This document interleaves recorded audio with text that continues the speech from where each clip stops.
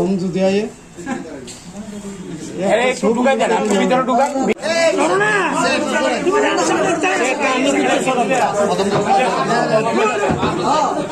আচ্ছা, তারা হয়েছে বাজার হয়ে আছে দাঁড়াইব। ব্যাস একটু এদিকে, আমরা দিকে তুইও আরম্ভ করছো।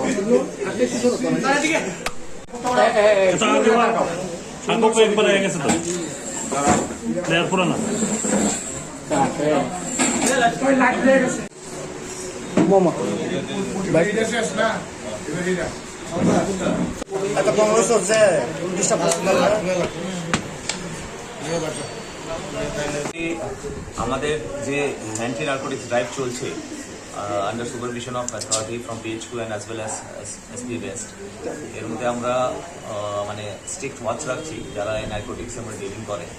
এই প্রসেসের মধ্যেই কালকে একটা সাফল্য এসেছে, একটা ইনফরমেশন এসেছে যে বামনপুরা লঙ্কাপুরাতে শঙ্কর সরকার, সন অফ সুরেন্দ্র সরকার, বয়স আনুমানিক 50 বছর, উনি এটাতে ডিল করছেন হয়তো। তো অ্যাকর্ডিংলি এটা ভেরিফাই করতে একটা টিম কালকে ওনার বাড়িতে রেড করে।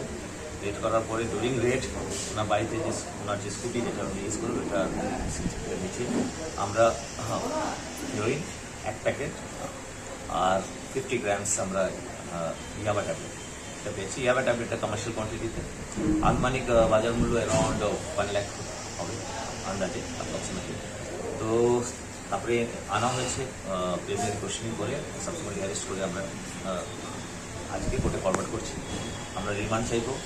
রিমান্ড চেয়ে আমরা চেষ্টা করবো যে এটার যে সাপ্লাই চেনটা আছে, যারা যারা যুক্ত আছে অ্যাসোসিয়েটেডের আইডেন্টিফাই করা, এদের কেসের মধ্যে বুক করা। আর তার সঙ্গে আমরা এর মধ্যে যে ফাইন্যান্সিয়াল ডিলিংগুলো হয়, বিকজ সেটা তো প্রচুর পরিমাণে টাকারও ইনভলভমেন্ট আছে, এটারও আমরা ডেপথে যাব। এটা আমরা ডিসাইড করেছি, অথরিটিও ডাইরেকশন শুনে দিয়েছে।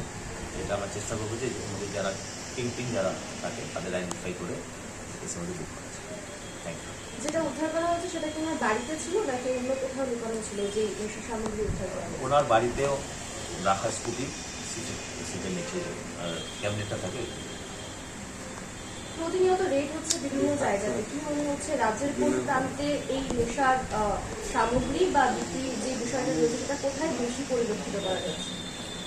আমার পার্সোনাল এক্সপিরিয়েন্সে বলছি যে মোটামুটি পুরো স্টেটের মধ্যে এটা একটা মানে ভালো স্প্রেড হয়ে আছে। তো আমি তো নিজের জুরিডিকশনের মধ্যে চেষ্টা করছি যে এটা যতটা কন্ট্রোল করা।